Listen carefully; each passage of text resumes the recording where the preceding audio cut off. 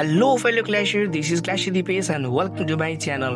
धेरै समय पछाडि म भिडियो बनाउन गइरहेको छु जुन हाम्रो CWL साथै गिभअवे को बारेमा यो भिडियो रहनेछ।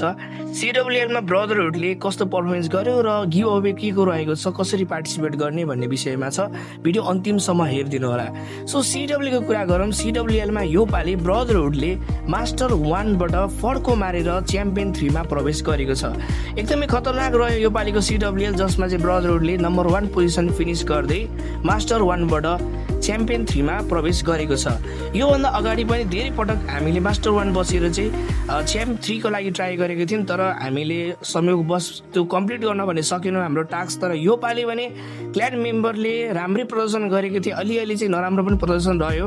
फर्स्ट वार चाहिँ हाम्रो एकदम लकीली साथ दिएर चाहिँ यहाँनिर अपोनेन्टहरूले पनि एट्याक त्यस्तै नराम्रो हानेर जित्न पुगेको थियौं। सेकेन्डमा पनि ड्र भएर पर्सेन्टेजको आधारमा जितेका थियौं। त्यस पछाडिको गेमहरू राम्रै भएको थियो, 45-45 र अचानक फेरि यहाँनिर आएर हटलेससँग हामी हार्न पुग्यौं, जुन चाहिँ अहिले सेकेन्ड नम्बर पोजिसन होल्ड गरेर बसिरहेको थियो। अहिले भने थर्डमा देखिरहेको छु।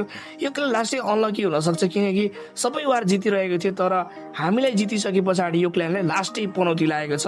हामीलाई जित्नु नै यो क्ल्यानको सबैभन्दा ठुलो गल्ती हो जस्तो लाग्न थाल्यो अहिले आएर चाहिँ, र अहिले थर्ड पोजिसनमा गएको छ।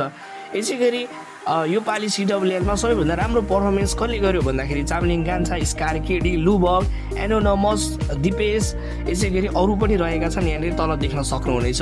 केडीको पनि क्ल्यानबाट 2-3 जना प्लेयरहरू आउनु भएको छ। स्पेसियली किलर केडीलाई धेरै धेरै धन्यवाद भन्न चाहन्छु यो पाली CWL मा सपोर्ट गरेको हुँदाखेरि।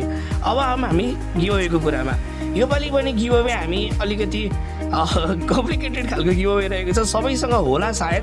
हामी फायरबल गिभअवे गर्न गइरहेको छौँ, जुन कि सबैसँग हुन सक्छ। यदि हजुरहरूसँग छैन भने चाहिँ यो फायरबल गिभअवे गर्न गइरहेको छ। मैले इपिक इक्विपमेन्ट रहेको छ वार्डेनको।